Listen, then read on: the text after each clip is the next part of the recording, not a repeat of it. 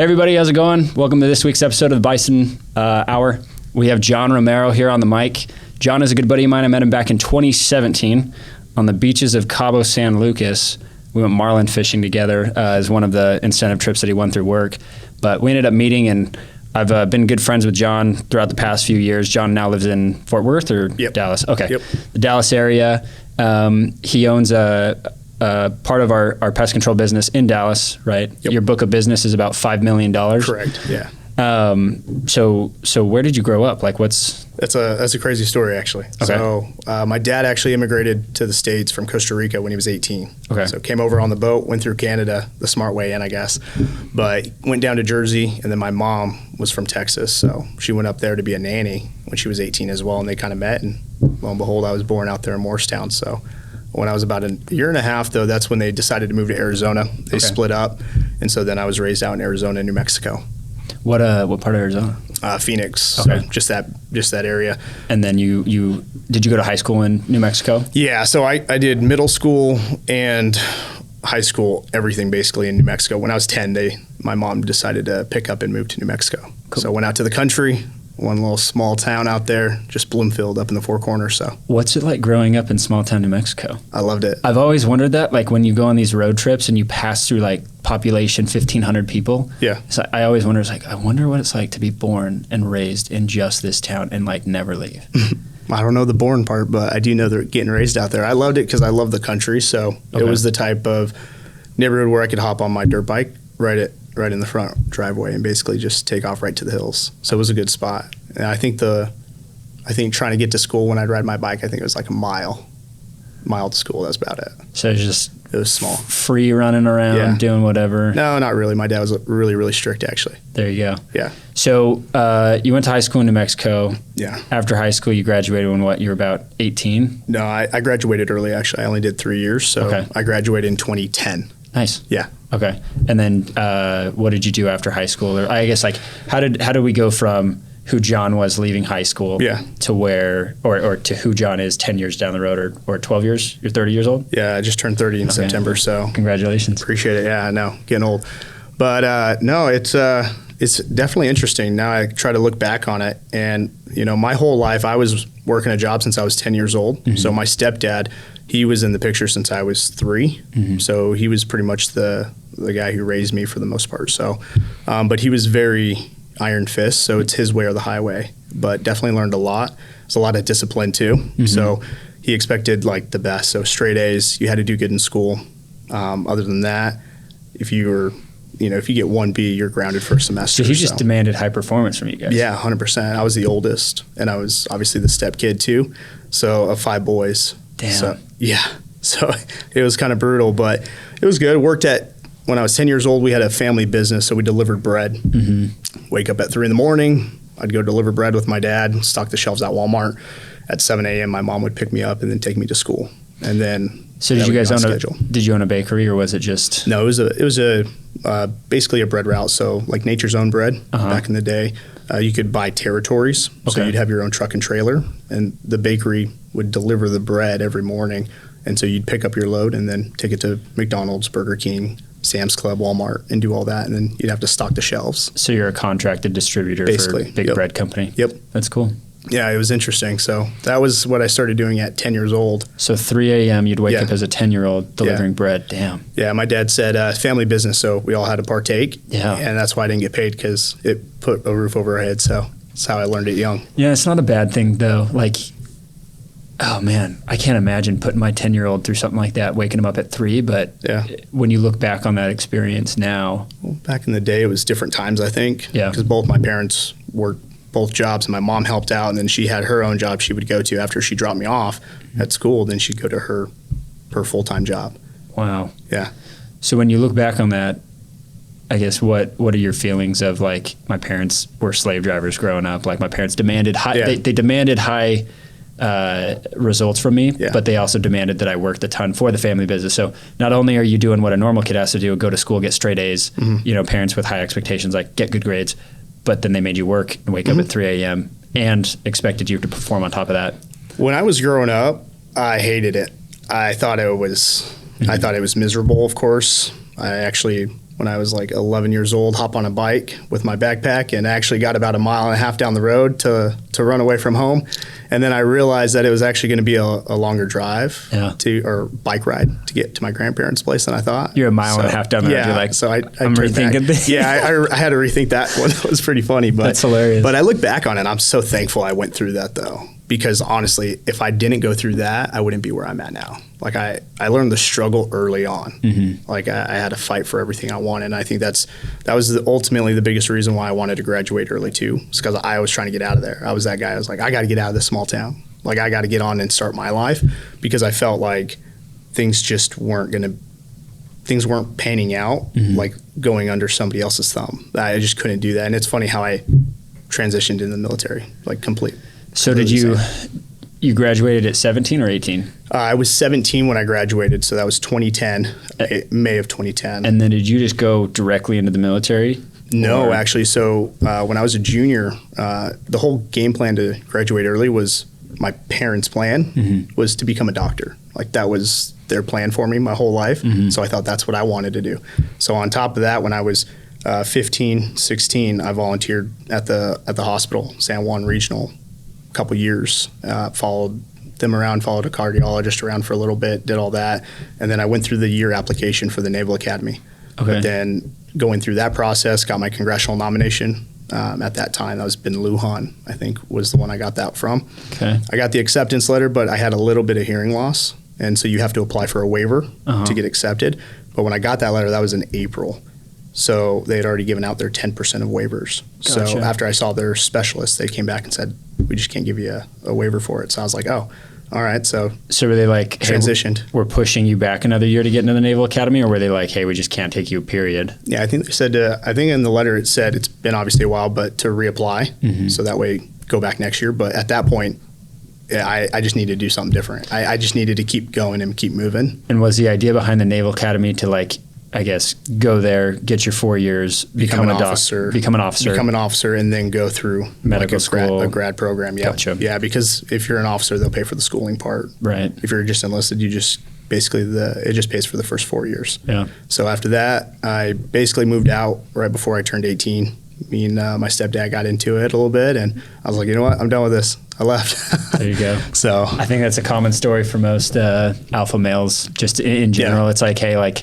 It's a rite of passage. The man of the home and me, we're starting to butt heads. I think if I guess older teenagers aren't butting heads with their dad by the time they leave home, like I don't think that you're ready to leave home yet. Like you need to start formulating your own opinion. You need to start formulating your own thought process, and you will butt heads with your parents, which is just a natural part of life. Like you shouldn't fault your parents for it. They're trying their best, but I think it's a good sign to, it's like, hey, like it's time for me to go. Oh yeah. And I mean, it caused some issues, some connection issues, but I think it was also for the best though, because it really gave me that ownership of now who am I going to become? Mm-hmm. That really kind of propelled me to that next step. Yeah.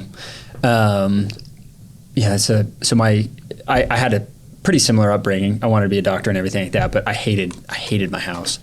And it's just interesting, the two attitudes that you have. Like your childhood definitely sounds a lot harder than mine is. Your stepdad sounds like he was a lot harder on you than my stepdad was on me. But it's interesting because like I talked to my older brother a couple years back, and you know he's living his life and he's doing his thing, and you know for me it's not the lifestyle that I would choose. Yeah. And he was complaining to me one day saying like, hey, I'm stuck in the rut that I am in life, or I'm stuck where I'm at in life because of our upbringing. And I looked at him and I was almost like, dude, I'm where I'm at in life because of our upbringing. And it really does show that it is a choice. Like you had really unfortunate circumstances, really tough childhood, wanted to run away, butting heads with your stepdad when you left the home, but you didn't let that define you as a person. You just kind of moved forward. And that really separates, I think, if you're an entrepreneur and you want to, I guess, learn how to take the first step, is you need to create your self-identity around who you are, not based on the way that you were raised. Because there's so many stories like that of people that just come from really crappy circumstances. Mm-hmm. You should make the choice. I'm going to be someone. I'm going to be better. Oh, absolutely. So Naval Academy fails. Yeah. And then what? So at that point, I already had a couple college credits from the community college in Farmington, New Mexico. So I was like, all right, well, I'm going to go there. And now all this time I'm working. At that point, because I moved out of my dad's house, he took back the Chevy. What did I have? A Blazer at the time, I think. So I was stuck on a moped. We called it the Yellow Dragon. Nice. It was an old 1993 like Honda 250 scooter. Did it run well? It was pretty slow. In New Mexico, it's pretty cold going into the winter. So I would drive. I'd wear a ski suit. To go to school in class because it was so cold. Really? Yeah. Oh yeah, it was wintertime New Mexico. It's cold. It gets cold in the desert. We're like 30 minutes south of Durango, so. Okay. Yeah. But no, so I did that. I started doing like all my pre-med classes, like, like just your basic ones. So I was like, all right, I got to also figure out a game plan to work through college to pay for it. So I went through and I was in a program for my EMT license. So I went through that program. And then during that program, I was like, you know what, I don't think this is going to work out. I got to do something drastic. So then that's when I went and enlisted in the Army. So what was the motivating factor behind going to the military? Because it sounds like, and I love this part of your story. It's you went from bread making to, hey, I'm going to go to the Naval Academy. That plan doesn't work out, so now I'm going to be an EMT. This plan's not working out. I'm going to go in the military. Yeah. And I know more. Obviously, the viewers are going to hear more about the story, but dang, like 4 things all by the time you're 18, like. The motivating factor, honestly, was to pay for school. Yeah. Like at this point in time, I still thought I needed to become a doctor. Like that was the only route to become successful at the time. Like that's what I was told my whole life. Yeah. So I had no idea. So I was like, all right, well, I gotta figure it out. And the only way to do that, and I wasn't about to take out a ton of student debt. I didn't get any crazy scholarships or anything like that. And so, I mean, I had 4.4 GPA, and back in the day, I don't even know why it went over 4, but you know how it is. I hear it's worse today, dude. Is it? No, I hear the grading system. Are they up to 5.0s now? No, I hear the grading system now is anything from like a 30% to like a 55%. When we grew up, what was that? That was an F, right? Yeah. I hear the schooling system now is like a 30% to a 55% is a D. And then from 55 to 75 is a C. Oh, wow, 75 to 90 is a B, and then 90 and above or something like that, like 85. Yeah, it's I was hearing that on a podcast the other day that Joe Rogan was doing with Dr. Phil. Oh, okay. And Dr. Phil's saying it's like the number of kids in the U.S. that actually have like reading comprehension skills is like 1/3 of all kids like 0 to 18 have the reading comprehension skills of like a 3rd grader. Oh wow. Which is mind-boggling to think that most people in America don't know how to read. Yeah. Which is, it's mind-blowing to me, but I guess, I don't know. So. Hey, we all got to do something and try to help back, give back. I mean, I think that's why, now I have a little one now, and I know you got kids too. So that's something I'm fearful of, because it's like, what's the system going to look like when she gets into elementary, middle school? Like what's high school going to look like? Yeah. And what are they going to be teaching her? Right. Like, I'm going to have her out on the doors definitely by 16, guarantee. Public schools churning out different types of people than they ever have. And unfortunately to say, I feel like the type of kids that are coming out of most public schools are not put together, ready to take on life at all. Yeah. So that's why we do these podcasts, right? Obviously to help out and give back, right? We're here to help kids that are trying to figure out their life and move on to the next step. Exactly. That's it, man. That's what we do here at Bison Hour. So we'll move back to you. So going to the military. Yeah. Tell us about that experience. So when I enlisted, my ship out date wasn't until after I took my final exams for my EMTB license. So I passed that class. I finalized that, but you still have to go take a state test before you can get licensed. So what I did was the day after I finished the course, took my exams, ACE, were done, moved on, I was shipped off for basic training. So I went out to Fort Benning, Georgia, Sand Hill. So I went out there, and then what was basic like? Just for anybody that's curious about going into the military, like. I thought it was fun. Really? It's fun.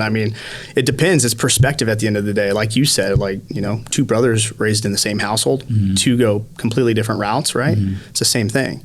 I saw guys all the time, like even in my unit, like when we were going through, a lot of guys I went through with, they were going active duty though. So I decided to go the National Guard route just because I was trying to get through the schooling. Like at that time, I thought that's what I needed. And before that, my uncle was an Army Ranger. He'd been in it for 15 years, something like that, through all the crazy stuff. And so I already had, in my mindset, I was like, well, whatever I put my mind to, I'll be able to do it.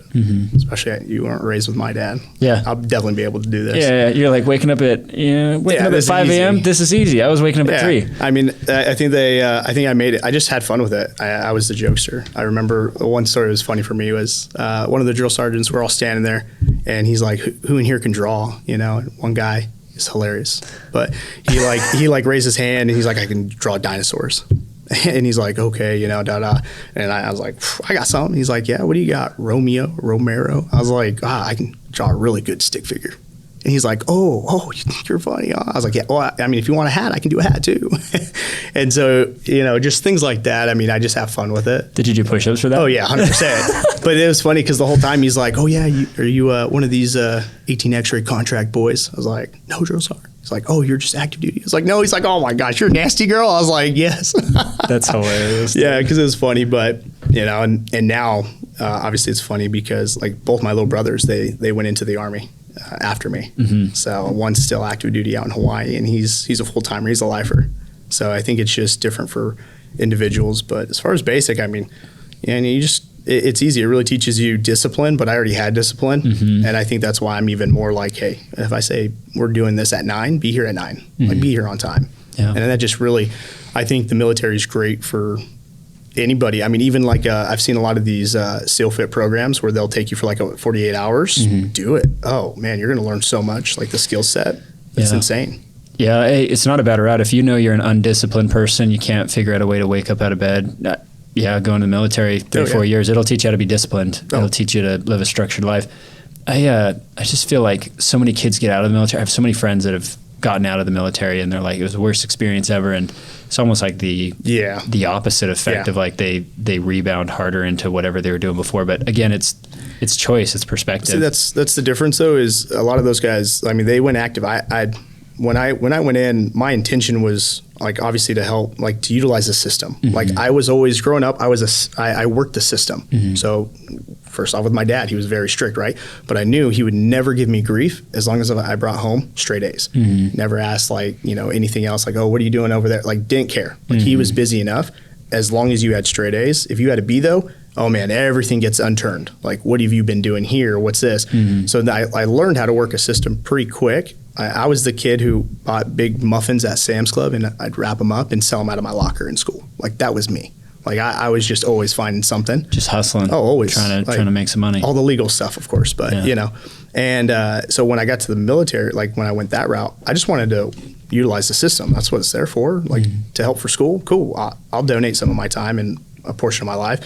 And then my intention was to go, like once I did all the schooling, was to become an officer eventually anyways and go active duty. And that was the ultimate end goal anyways. I was just doing it a different path.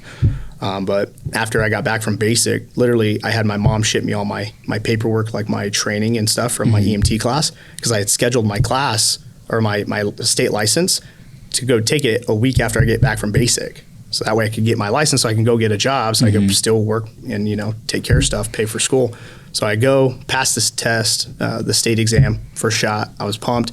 Go to apply for a job. They're like, oh, you don't have any experience, so we're not going to hire you. And I'm like, oh, you guys are killing me here. I hated that. I was so 20. Upset. And I was like, what do you mean? I just got back from basic. Like, I didn't go get experience because all my classmates, they all got hired because the instructors were active. Like they were on the fire department. They were on the fire department. They're the ones who put on the course. So that's how you get that experience right away. So you can at least have that on your resume. I couldn't get a job. So I literally had this EMT license for nothing. Like I never used it, never got a job with it, nothing. I remember that. So when I was 20 years old, I remember looking for a job before I got the door-to-door sales job. And I think I applied at like Wells Fargo. I applied at multiple banks because I wanted to be a teller. I applied at American Airlines. Like I applied so many places, and only American Airlines was willing to pick me up with like I'd had prior job experience. I'd worked, you know, my first job was Arby's, and then moved on to like Cafe Rio, which is like a Mexican cafe style restaurant, and then I worked construction. So I had like some job experience, but man, nobody would hire me when I was 20 years old. And it's because they'd rather hire the 25, 26-year-old deadheads that aren't doing anything, that are just going to show up to work every day for the next 10 years. And exactly. Yeah, man, I remember that That sucks. That's funny though. So, definitely funny. Yeah. So EMT basically useless. All the schooling flushed down the drain to not use. Yeah. So, well, I mean, it was still good to have though, because in my eyes, ultimately, I was still going to be a doctor at this point. Sure. And I wanted to do cardiothoracic surgery. So I was like, all right, well, I got to do something. So after that, when I got back from basic, and then I ran into a recruiter, and he was down at University of New Mexico. Okay. So then he's like, yeah, come on down here. You're already enlisted, so you'll get a stipend, and we pay for your school. You get free room and board, and you get a meal plan. And I was like, sign me up. It's like I came back to no house anyway, so I was like, I don't. Yeah. So because right before that, I was living out of my car. I was homeless, so I just like crashed in my car. Had a big comforter. Had a little what was that? It was a 2006 Chevy Cobalt, like a little 2-door. That was my little travel home. So at this point, Uncle Sam's saying, hey, we're going to pay for school, give you room and board, everything like that, living out of your car. How old are you? I was 19. Yeah, because I got my blue cord on my birthday, and I had just turned 19. So then when I came back, it was I got into UNM, I think it was January for that next semester for spring. Dude, you did more stuff from the time you basically left high school to the time you were 19 than most people do in their to the time they're 30. Like in between their 20s and 30s, like you did a lot. I guess so. I've never really sat back and thought about it, honestly. You just bounce around. It's like, hey, this isn't working. I'm going to go find the next best thing. This isn't working. I'm going to go find the next best thing, which is actually dangerous to do if you are like job hunting or like bouncing around until you find some place where you're comfortable. But for you, it was like, I have a goal and this isn't working. This isn't going to get me to where I want to be. So I'm going to mix it up. So did you go to University of New Mexico? Yep. I registered, got accepted, went down there. I didn't have to worry about room and board or anything like that. And then that's when I like started experiencing like actual life now. Because up until this point, everything was structured in my life. Like it was like told where to be, do this. And even before I went to basic, like that was my dad. Like that was my upbringing. My mom was like my saving grace growing up. Like she was the one I would always go to, like, hey, I need to get this. Like, don't tell dad. You know? So I'm a mama's boy for sure. Shout out to her. She took care of me growing up many times. But once I got to University of New Mexico, I got to experience like what it's like to have friends and go around and like, and I hate to say it, like I was that kid where once I got there, I was like, wait, there's something completely different out there that I was not used to. And that's when I started to realize I don't want to be in school for 16 years for becoming a doctor. What was the realization when you say like there was more out there to life than what you had thought? Like what was the realization? Like what was the moment where you were like, why am I doing this? Not even that. I think it was just where I experienced happiness. Yeah. Like it was joy, you know, it was like it was just a pure form where I got to experience different types of personalities. I was making friends because now, I mean, everywhere I've always been I just go out and I make friends everywhere I go. Just I'll talk to anybody. Social butterfly. Yep, 100%. You are that person. Yep. You do. I mean, I was the kid who walked to class with that no shirt on. I was just like living it up. I was having fun. Yeah. And I realized I was like, man, I think there's something else out there. And then that's when I started to realize, well, I needed to take a look at what doctors do, like what their lifestyle looks like. And then is that something I want?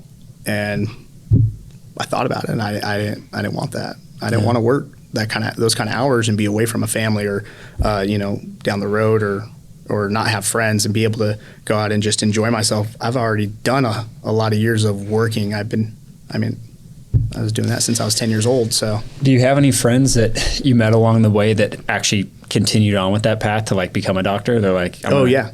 What are their thoughts now with what you do and what they're doing? They're probably nearing the end, or? I don't think I've really, I know of them who were friends then. I don't really talk to a lot of people. Yeah, and they're doing their own thing. It's been so many years. Yeah. But I'd be curious. I might have to reach out to them and see. There's some kids that I remember growing up with, and our whole plan, same plan as you, is like we were all going to be doctors. And what's funny is a couple of us weren't. It's that funny because a couple friends that were like, I'm not going to be a doctor, are like actually finishing school right now. But we've chatted a little bit just back and forth, and a lot of people look and see the lifestyle that I have, and they look at the debt that they've racked up and everything like that, and they are not head over heels in love with that lifestyle. But it's almost like you've already done the 8 years of school, You're in the middle of your residency. Yeah. You're so close to getting a job that pays you 6 figures. Like, might as well grind it out. And I think one of the big traps of just medical school in general, unless you truly want to be a doctor and help people and save lives, It's a lifestyle.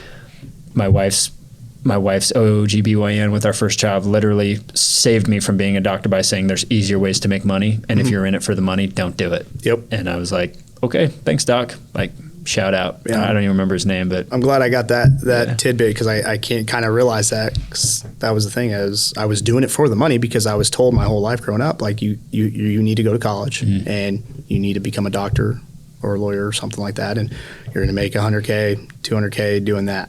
yeah. And, they give you the list in school and you're like, yeah, you get to pick one. But there was no entrepreneur spot on there either. Yeah, but I guess like that's for most parents that work the 9-to-5 job, like that's the safe route to success. Yes, 100%. It's like the top tier of going to school and accumulating all the education you can formally in an institution, and then graduating and being a doctor. And it's a sexy job too. Like when you're on an airplane sitting first class and you talk to somebody, you're like, hey, what do you do for work? And they're like, I'm a doctor. You're like, I do brain surgery. It's I do brain surgery. Wow, like, that's cool. Shoot, that's sweet. Yeah, exactly. So, did you drop out of school? So and there was a couple other things. So during that time, obviously I realized that, but it wasn't enough to push me out. Okay. Push me out of school. That wasn't the deciding factor. So I finished that semester, went to the next semester, and then as I was going back to go for a third semester, because when you go in, you have to go through a bunch of, like, with military, you're always getting like hearing tested, just medical, it's MEP, stuff like that. But my hearing got worse after basic, just because, just tons of shooting and stuff like that. Sure. And and of course, I'm just not the smartest, I guess, when it comes to hearing protection. But after that, it got a little bit worse than outside of that waiver zone. Gotcha. So even when you go to University of Mexico, you're doing the ROTC program. There's different levels, so like MS1, MS2, MS3. So you're going through your years, and then there's different things you have to go through, a bunch of hoops and stuff. Well, part of that, my medical, I wasn't passing that. So they're like, hey, you're going to need to get surgery to fix your hearing in order to commission. And at that point, I was like, well, all right, I'm already committed. Like, let's do it. But then the specialist came back and was like, well, there's nothing that can fix it. There's no surgery that can fix your hearing to even get better. So I was like, oh, okay. So then they came back and said, yeah, actually, we're pulling your stipend, we're pulling the housing, we're pulling the meal plan, we're pulling all that, because I couldn't be in anymore because I couldn't commission. And this was a 3-year plan that you were 3 years deep into this school plan, right? No, I wasn't even. I was 3 semesters. 3 semesters in. Okay, so a year and a half. It wasn't bad. I think I was in my sophomore year with credit, stuff like that. But yeah, so at that point I was like, okay, well, now what's next? And at this time it was 2013. Okay. And the only reason I remember is because Hurricane Sandy just hit the East Coast. And backstory, my real dad, so from Costa Rica, and all my family, they own tree companies out in Jersey. Okay. So they've done landscape tree work stuff their whole life, the past 20 years. So when that time came, that storm hit, it was literally perfect. I hit up one of my mentors and I was like, hey, this is what's going on. I have no idea what to do. Do I continue school and have to pick up everything on my own? Or do I drop out and just do something different? So that's when he was like, well, you got to do what you want to do, and you got to enjoy what you're doing ultimately at the end of the day. So I was like, well, I don't think I'm going to enjoy being a doctor. I'll be honest. Like, I don't want to do 16 years of school, and I don't want to have to go through that. And so I dropped out, and that's when I packed up my little Cobalt and I headed out to Jersey. I met up with my dad out there, and I started working with his tree company first. Okay. And then I think 6 months after that is when I opened up my own tree company. How does that even work? You have a field, you plant the trees, or you go buy them from nurseries? No. Like I climb trees and cut them down. Oh, so it's a tree trimming business. Yeah. Okay. Tree company. Yeah. I'm sorry. I thought you were like selling trees to people. Gosh, no. Yeah. I know there's good money in that though. Nurseries, obviously they spend 10 to 15 years growing trees, and then it's like, hey, you're paying for a 10 to 15-year-old. That's a lot of money, but even in cutting trees, and then when that storm hit, just to clean up alone, it was lucrative. So it was a perfect time to kind of jump in business. So it's a dangerous job. Yeah, I didn't know how to climb trees at that point, so I learned how to climb, and I loved it actually because it was a different tree every time. Something's different. Sure. So it was just kind of had my brain working, and it was something new, and I loved it. That's awesome. Yeah. So how long did you do that? At that point, I was 20, and I did that for about a year, because then when I right before I turned 21, I actually ended all that out in Jersey, sold off my business. And it was hilarious because when I first started doing the tree stuff, I would just look up on Craigslist to try to find work, like whoever's posting jobs. And then when I'd get that job, when I'd have a worker there and I'd borrow the equipment from my uncle. So he'd help me out, hook me up. And then I'd go to the neighbors and actually knock on their door and be like, hey, I'm doing your neighbor's tree. Do you mind if I just give you guys a free estimate? And they're like, yeah. So that's actually how I started. Just going door to door, yeah. Believe it or not, I did not know what door to door was at the time. I just was like, I thought I was the smartest guy in the world because I found a job and I knocked the neighbors and they all have trees too. So I was like, man, I just found like the secret to success here. You're like, all I got to do is go talk to people that have, I was like, man, I'm going to be rich. I didn't even know like there's companies that do door to door at this time still. Yeah. But after that, went out to Arizona, got back into the bread game. Okay. Yeah. Full circle. Back into bread. Like I said, it's and you know, there's things along the way, of course. Like I was engaged at the time. Sure. And, you know, and she was from New Mexico. I met her at UNM. Okay. So of course, like that was part of the reason she was homesick. So she went back. You wanted to be closer in Arizona. I needed to have something to do though, because in New Mexico and Albuquerque, there's nothing to do. Like you're either like doing drugs, doing bad stuff, or you're a doctor. And obviously I wasn't a doctor, and I wasn't going to do the other stuff. So I've driven through Albuquerque. It's a rat hole. Every time I drive through Albuquerque, I'm scared. My best friend is a nurse and he still lives out there. So I don't give it too bad, but anytime I pull off the freeway, there's homeless people everywhere. They're everywhere. It's interesting. It is bad. Yeah. Yeah. But nonetheless, so that's when I moved to Arizona. Okay. So now I'm not even 21 yet. I literally, before I turned 21, moved out to Arizona. And got back into bread. Were you got driving? Back into bread. So I bought my own truck, bought a used trailer for $500. And what I would do is I'd hit up, because my stepdad at the time, he bought another route, just not New Mexico. And so he knew all the distributors. So I would hit up them and say, hey, if you guys have any stores or stops you guys don't want to do, I'll pick them off and I'll charge a percentage, you know. And so that's how I kind of started doing that. And obviously it was nice with military, so I could deliver to the base. I could do casino stuff like that. So I was actually able to kind of get my feet wet and all that. And I thought, man, this is going to be great. And then at that time, I was like, well, it was either going to be bread or I need to go active duty, because when I came back, I was chasing obviously the girl. I was like, well, I don't know if this is what I want to do, because I grew up doing that. It was just like a short-term thing. So at that point, I was chasing deployments, because now I was like, all right, well, I'm not going to be an officer, and I don't want to just do National Guard. Like I want to go active. Like, and at that time I was peak physical condition. So I was like, it's time to do it. And so Arizona had a deployment coming up, and so I was like, perfect. Went over there, did that. But then like a month before pre-mob, they canceled. And this was during Obama time, so he pulled a lot of infantry troops back. So there really weren't any deployments going out. So I was kind of SOL there. And I got in with the scout unit there, and it was like a smaller unit. So I loved it. Great guys. And that ultimately, those guys I'm still brothers with. Like it just kind of turned into a little group. It was awesome. Yeah. But then at that point, you know, bread wasn't looking good. And that was like, I was like, all right, well, I need to actually like either go active duty or do something. So I was at that crossroad, that fork in the road again. I've been through a lot of forks, I feel like. Dude, I'm listening to this story and I'm like, we went from bread to EMT to military to school and military to trees back to bread. Yeah. And it's like, there's still a lot more. You're 22 at this. No, I wasn't even 22. I was 21.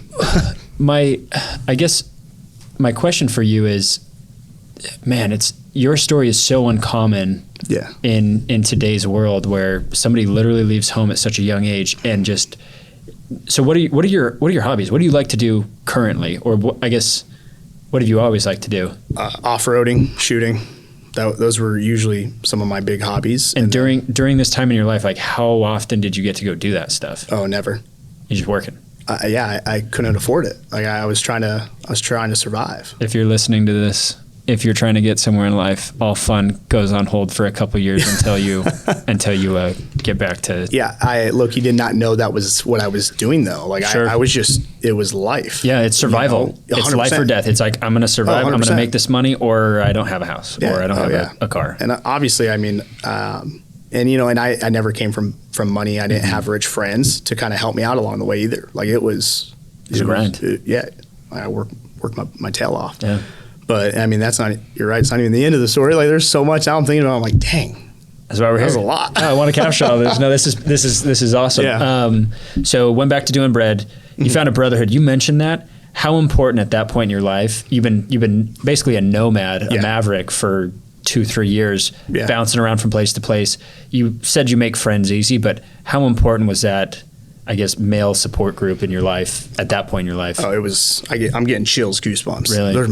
They're my boys. Yeah. Oh yeah. I mean, they've been ever since I met them. I mean, I think up until I was 21. When I turned 21, that's really where now I started to kind of meet the guys that are still some of my best 5 friends to this day. And they're not even in like what I do now. Like they're doing their own thing, but they've had my back since day one. And I've always been a big believer, like family, it doesn't mean blood. It's who you choose to surround yourself with, who have like values, who see the world the same way, and you can count on them, they can count on you. And that's ultimately how I kind of got the nickname Romero Tribe. Yeah. That's just like the tribe. You choose your tribe. That's where it kind of started. I think it's also, we're just trying to highlight just key important factors of just becoming successful. I think it's very, very important that people find a tribe like that. Just people that'll support you through thick and thin. Like there's so many people out there, you know, for example, like, I don't know how you feel about Andrew Tate, but him and his brother, like, thick as thieves, you know, Logan Paul and Jake Paul, thick as thieves, like nothing's going to separate them. Ride or die. Exactly. And, you know, I've had a friend, you know, it's stuck with me through thick and thin. I know he's always there, and I know he always will be there, you know. Shout out to Octavio. Love you, dog.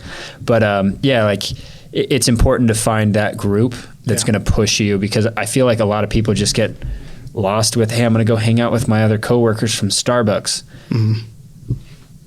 You're going to end up hanging out with people from Starbucks, and you're going to end up at Starbucks for the rest of your life if that's who you want to hang out with. If you don't build your own tribe with people that you want to surround yourself with, like there's not going to be much to encourage you or push you forward. I agree. So living in Phoenix, you have your tribe, doing bread. Where do we go now? So at that point, I got into basically the bar scene. Okay. That was kind of where I experienced that. It was hilarious. The first time I went to Mill Ave, it was actually with one of my ride or dies now, but first time we were going and literally get arrested. First time going. What'd you do? I didn't do nothing. No one gets arrested on Mill. Oh yeah, nobody does. No, if you're not from Arizona, Mill Avenue is like the big bar street for ASU. Yes. So if you're a college student, you go to ASU, Mill Avenue is the place to go. Yeah, it was bad timing. Same color shirt as the guy who did do something wrong. Let's put it that way. And literally, video evidence came out.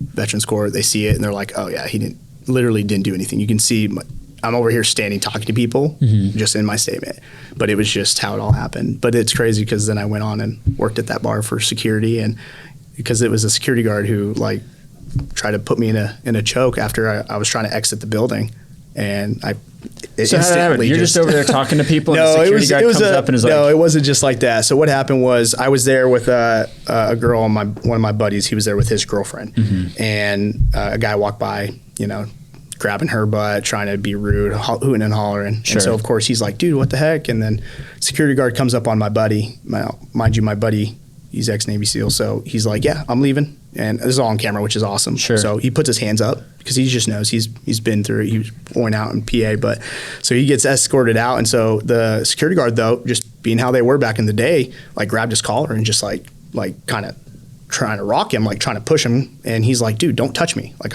I'm leaving. Yeah. And he's like, he took that, I guess, as whatever he did. So he tries to put him into a chokehold, and then 2 other guys jump on him. And I just see my buddy, and I'm watching this because I'm like, dude, what the heck? And my buddy's like down here, he's like, you guys done? All right, I'm getting up. And he just starts throwing guys. And so then he obviously gets outside to take care of that. So mind you, this whole time I grabbed both the girls because I'm like, hey, let's get outside. My LT at the time was on the force, and I actually had an application in to apply for Tempe PD. So like, because that was the other thing. It was at that time, it was like a weird transition. It was like, do I go Border Patrol? I'm in the military. I'm around these guys. I'm around a lot of police officers. Do I go that way? Like, I love these guys. So I go through that. So literally, I'm trying to get the girls outside, and the gate, the security guard's just holding it. And on the camera, you just see this crowd behind me. It's packed Saturday night. And I'm staring at it, at his arm, because he just is holding me from going outside. And I'm just like standing there getting swayed back and forth because of the group, or like, you know, the amount of people behind me. And I was just like, dude, screw this. So I just like walked past him, obviously. And he like turned around and tried to jump on my back. Can they do that? Try to keep you in a bar? I have no idea. I didn't know. Like I said, this is the first time I went out to Mill Ave. I'd never been here before, and I have no idea. I'm like, I'm clueless. I didn't know it was a college town. Like I didn't even know anything like that. Like, It was my first time. I got invited to go. Shouldn't have gone. But nonetheless, so he tries to choke me, and I just hit my knee and throw him over. And of course, I see security. So of course, I go to, whoa, hey man, like, and then of course that's when I get tackled and that whole nonsense. But off like that. So they look at the video, they're like, this guy. They literally, they saw it and they're like, it was hilarious because in the police report, they're like, and me and my buddy are handcuffed together. We spent the night together, and that's how we became boys, of course. So they hold him up, and they're like, the judge was like, Mr. So-and-so, it says in the report you were fighting a Mr. John Romero, and he's like, Your Honor, you mean my buddy who I've been chained to all night? And she's like, you guys are veterans, huh? And he's like, yes, ma'am. All right, let's go to Veterans Court. And it wiped us off, and they cleared everything off once they saw the video. It was hilarious. That's awesome. But so Mill Avenue, hanging out, trying to figure out what's the next opportunity that presents itself. It's like bartending. That's kind of like the thing. So where did you bartend on Mill?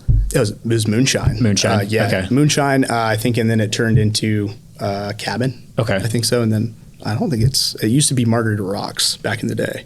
So before it was Moonshine. I haven't been to Mill Avenue for we're talking like 2013 here. Yeah, I haven't been in a long time. 2014. Not in college 2014. Anymore. Yeah. But no, I was there, and actually that's where I met a couple buddies who, obviously, because then I was teaching 2-step lessons. So like I was just kind of doing a jack of all trades. I was trying to get a little of everything, and then that's when I met Shelton. Obviously, he did EcoShield in 2016, and I was still in at that point because 2016 summer is when I went and did air assault school. Okay. So I learned about EcoShield, but I didn't really know anything still of it. And right, you heard, hey, people do door to door. They sell pest control contracts. Come make all this money. It wasn't even that much. It wasn't even that much. It was like, hey, I'm going out to do this job for EcoShield. Like that was it. You were just like, who's EcoShield? I don't know. And at the time, it was like we're just hanging out, having a beer, and that's when he brought it up and went on his way. And then I was like, all right, well, whatever. So I'm still in the military. I got my contract ended in 2017. So I went and did air assault school, did all that, and they're like, all right, re-enlistment time. And after I did that, that's when I saw Shelton's Facebook with the monkey on his shoulder. Went to Thailand. I was like, what the heck? Wait, I know this guy. Like, I saw him out there partying all the time. You're like, I know he has no money. Yeah, I was like, I know what this is guy. doing? Yeah, and then he's like, he's in Thailand. I met Sheldon in Cabo in 2016 too. Yeah. That's hilarious. So so I saw that, and I hit him up, and he's like, yeah, I went out and did really well and made like $40K my first summer. Went to Cabo, and then we went to Thailand all for free. And I was like, well, if you did it, I could definitely do it. I was like, I mean, no one's that special. Like it, you know. And so that's ultimately why I didn't re-enlist. I was like, all right, well, I can't be in the military. I need to be able to go out during the summertime. Can't do trainings or anything like that. So that's when I just didn't re-up, and I had to literally track him down to recruit myself. He was just like, nah, you're not going to do good. And you're like, take me on. No, I was just like, dude, like I need to know if I have this job or not, because I got like my contract, like I need to tell these guys. Right. Like this is serious. And he's just like, oh yeah, don't worry about it. We'll hit you up in April. And I'm like, what? No, I need to know now. Yeah. Like, I was like, because at the time I still didn't know what I know now. Obviously, I thought I was like, well, I need to interview. Like, what do I got to do?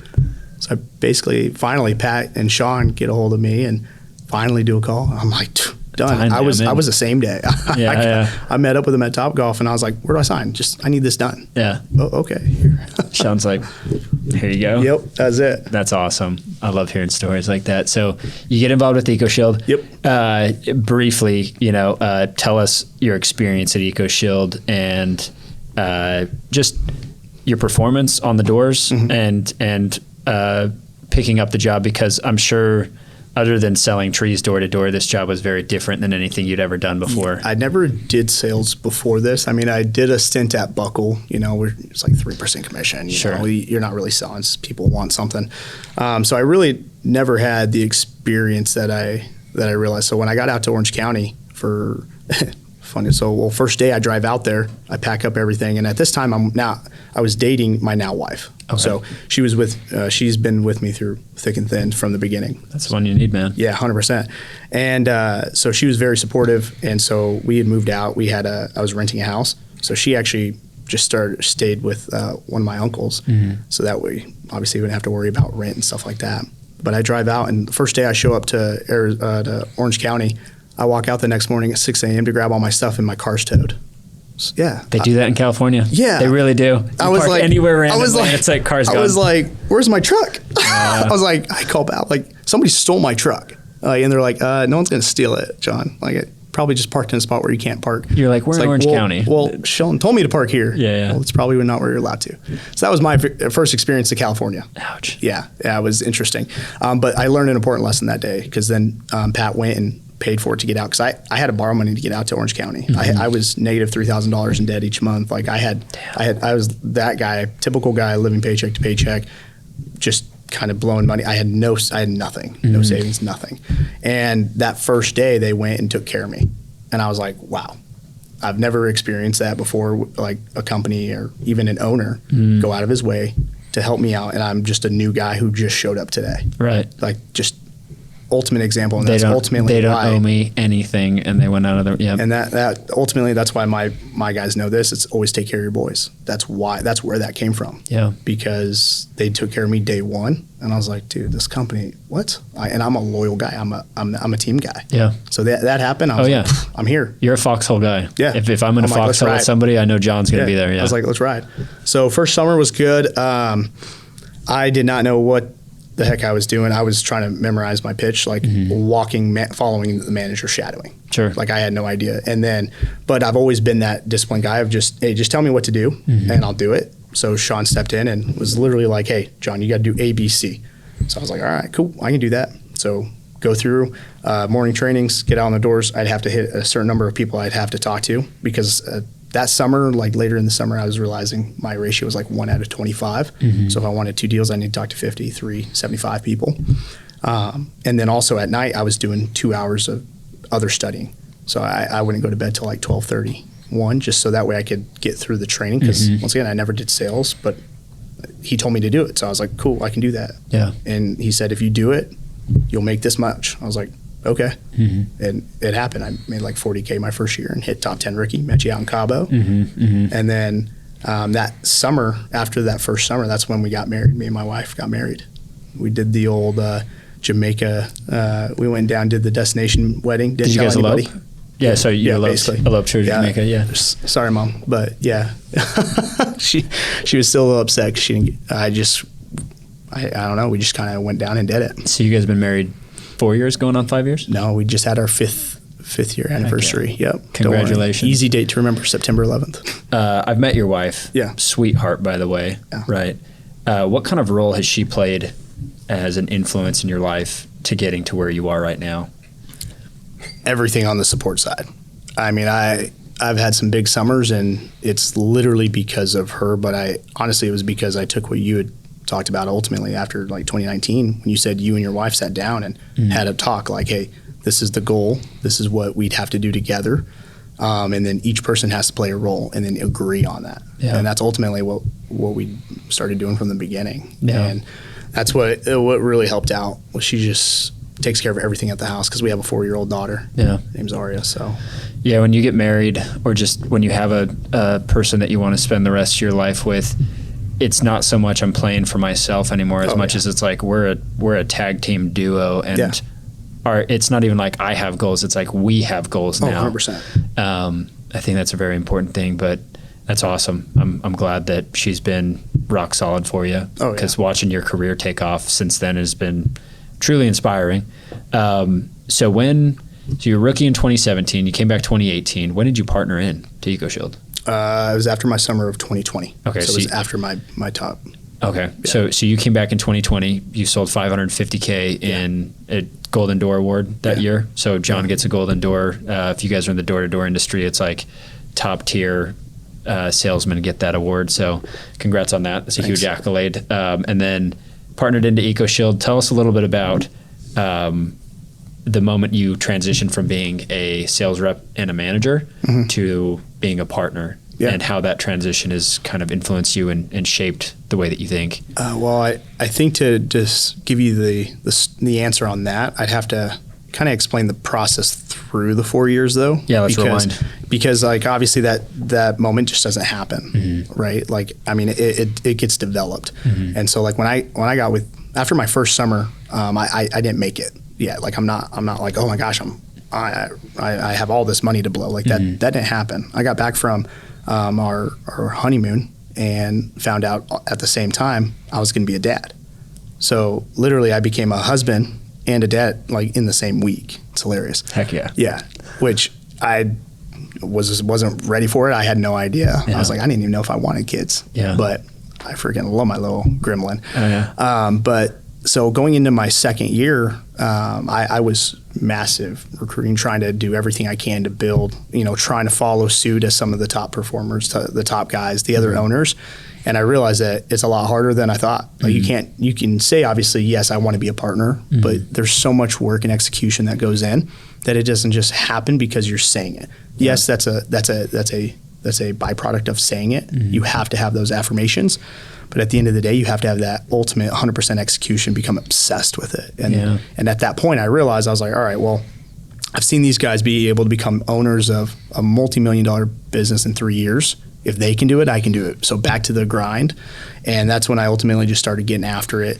And I got to the point where, rounding up on year 4, up until then, I didn't do anything crazy. Like my second year, I only did $230K in rev. Third year, I only did 275. So not like a huge increase. And going into my fourth year, I remember talking to my wife, Elena, and I was like, I got to do something this summer. Like I got to either...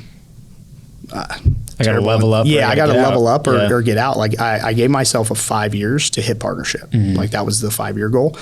And I never had even sold over 300K. So I was like, I got to do something big. Otherwise, I need to know that this is for me. Right. Because if I'm gonna plant my roots, I've been jumping around my whole life.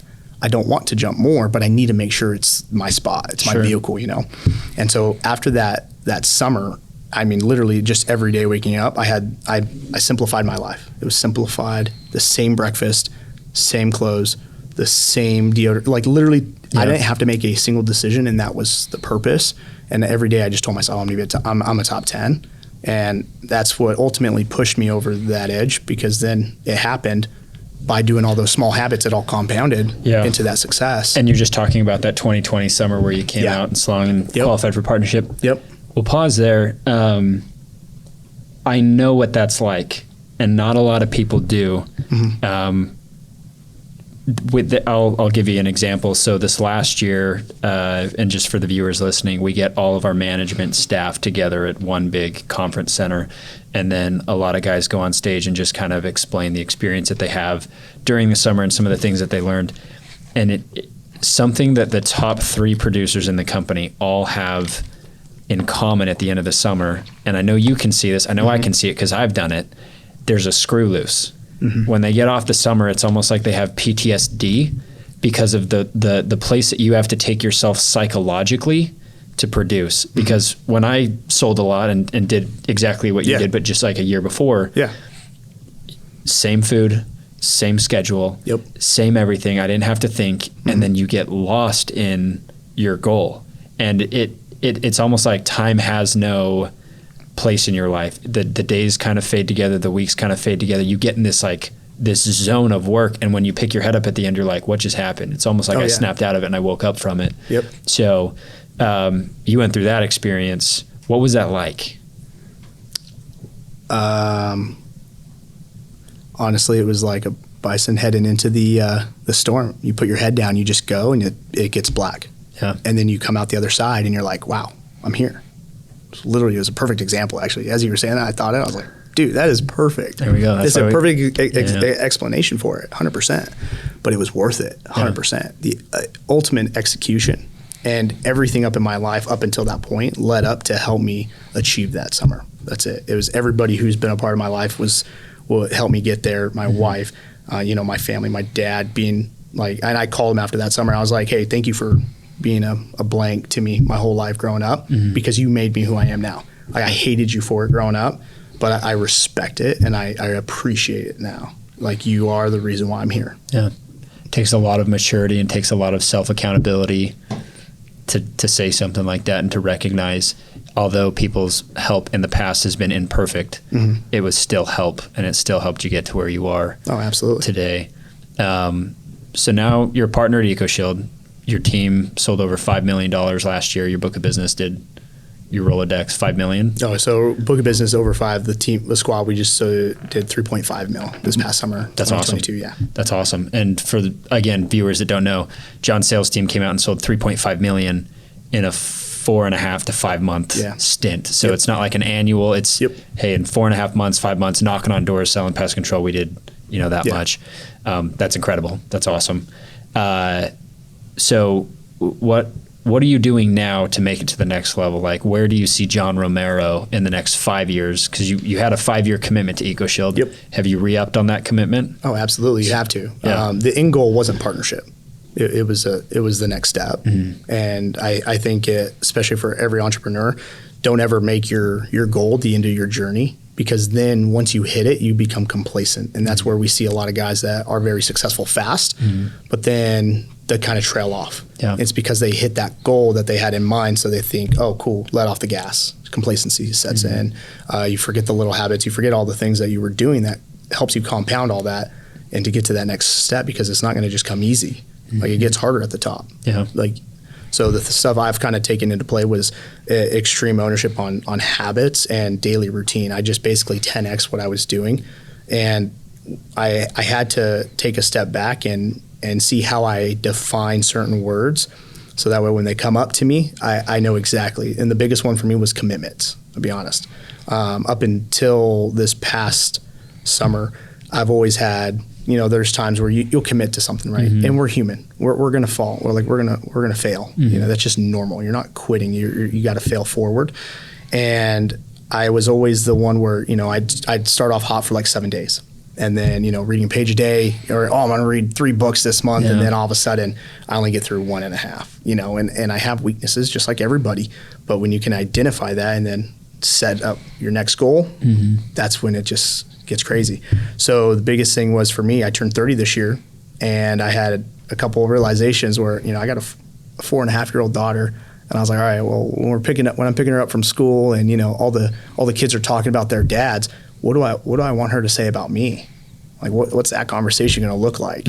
Like, when I show up with all the other parents, what are they going to see when they see me? Am I going to be, beer belly? Am I going to be that guy who's just always drinking? Because I'm Costa Rican, where I drink. Like, I love old fashions. Of course, I love to drink. We know how to throw it back, have a good time, but we still get up and produce. But I was just to the point where I was like, I've worked out my whole life. I've been in the gym since I was 10 years old.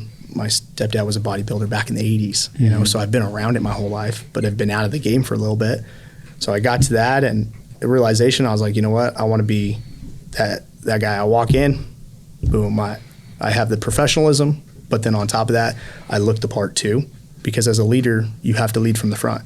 So I can't expect anything from my guys. If I'm not reading all the books, how can I expect my guys to read books? If I'm not in shape, how can I expect my guys to do the transformation challenge? So I really had that epiphany when I hit 30, where I was just like, dude, that's the next level. I got to double down. And my next level, the next 5 year is, I want to duplicate my success in 5 others. That is the ultimate goal, because it's cool I got here, but I've quickly realized, especially with Instagram nowadays, I don't want to be the guy who's taking all these cool fancy photos on cars and trips, and you see all their photos, they're by themselves, or one person's taking a photo of them. I want to be the one with my tribe there. I was like, that's what matters. So that's happiness. What's the point of having a yacht if your friends don't have yachts too? Exactly.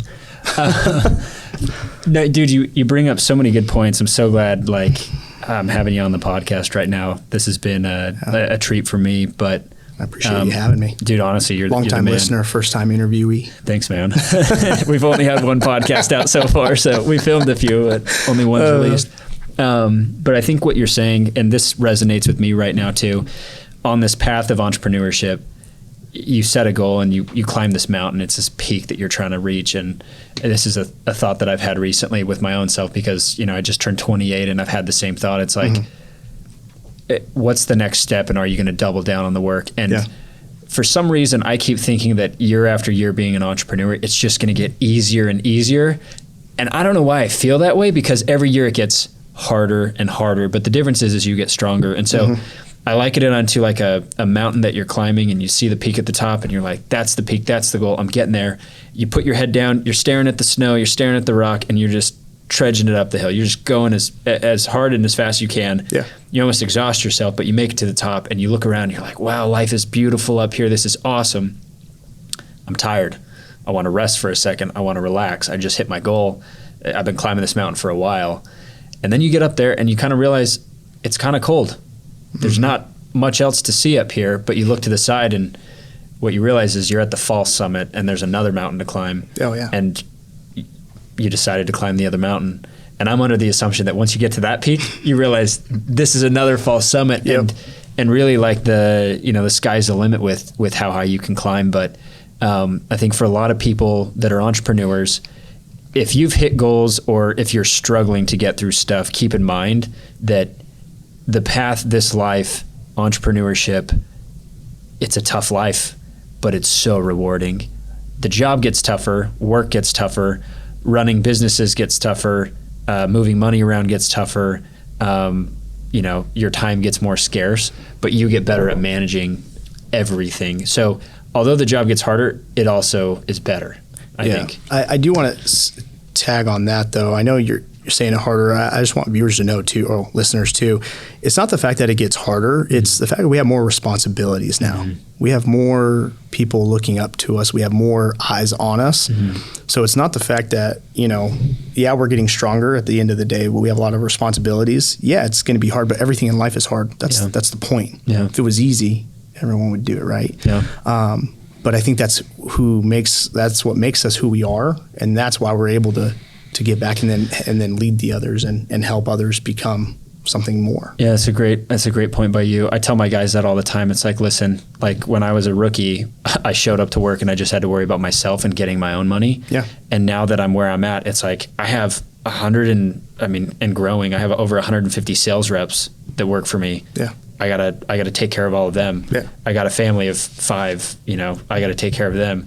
I got a tow truck business with 5 or 6 employees there. I gotta take care of them. Like, people wake up depending on me to do my job every day, and if I don't, literally hundreds of people will suffer. Yep. There are hundreds of people that are counting on their paycheck to clear so that they can feed their families, and it comes down to you and me doing our jobs, and if our job's not done, everyone else suffers. And so you're right. It's the obligation. It's the responsibility we have to other people. Lead from the front, babe. That's it. It's the responsibility of a leader.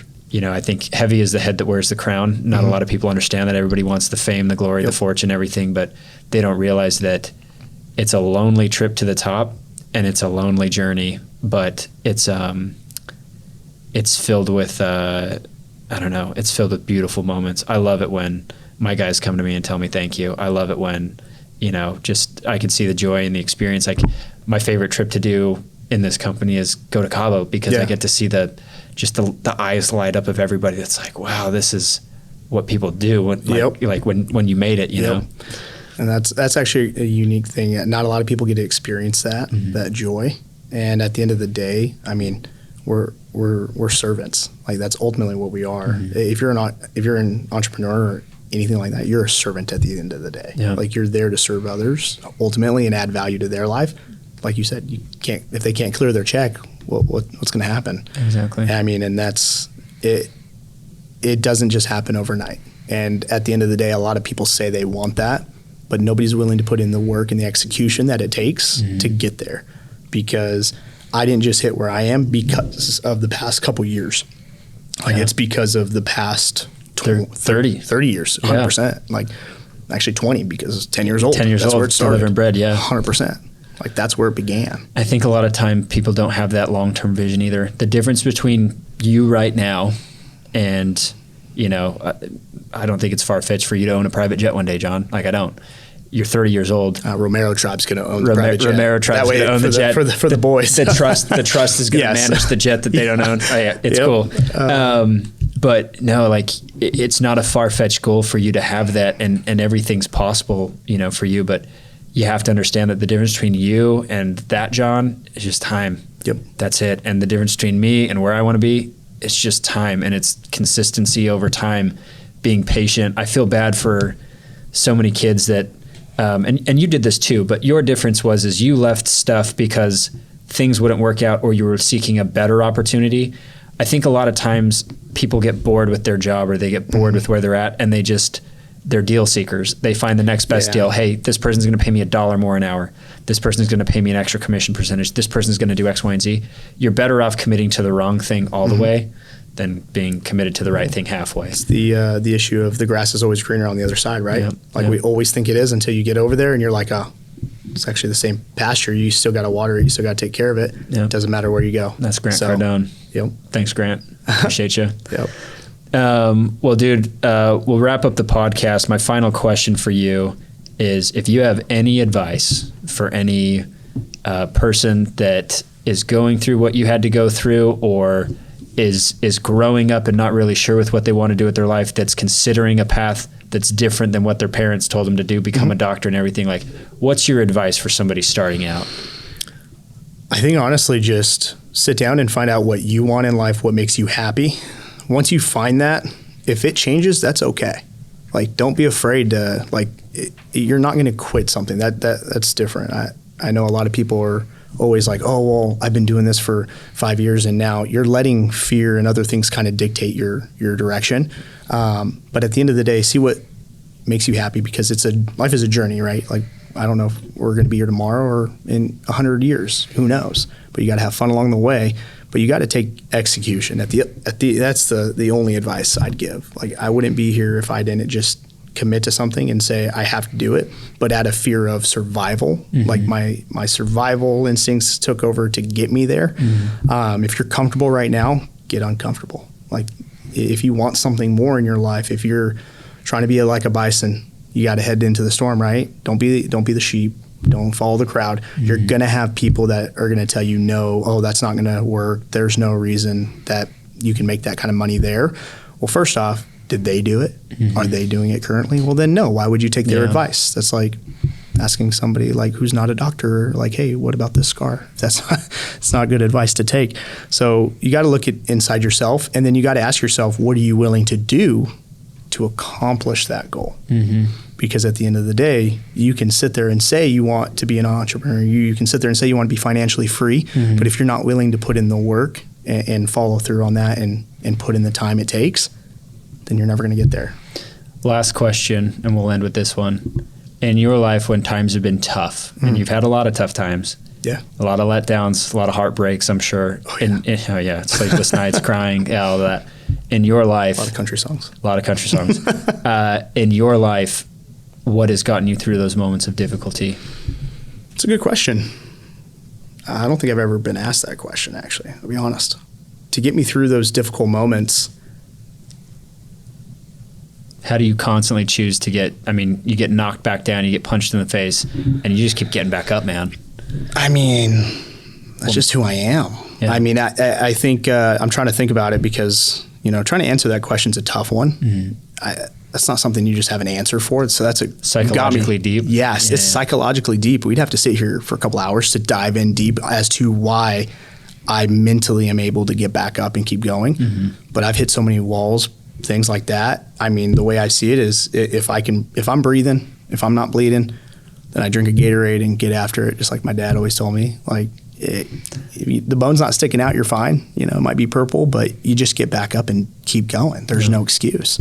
So it's one of those where what else are you going to do? Yeah, exactly. Like, I mean, what am I going to go back to living in a car? Or like, am I going to go back to not being able to help out my mom, help out my family, my friends? No, I'm not going to go backwards. Like, who wants that? Yeah. So it's all about progress, because at the end of the day, progress equals happiness. Yeah. So. Well, John, you're officially certified Bison. Thanks for coming on the show. Appreciate it, man. Guys, if you like the episode, go ahead and give us a follow on YouTube. Give us a follow on Instagram. It's at the Bison Hour.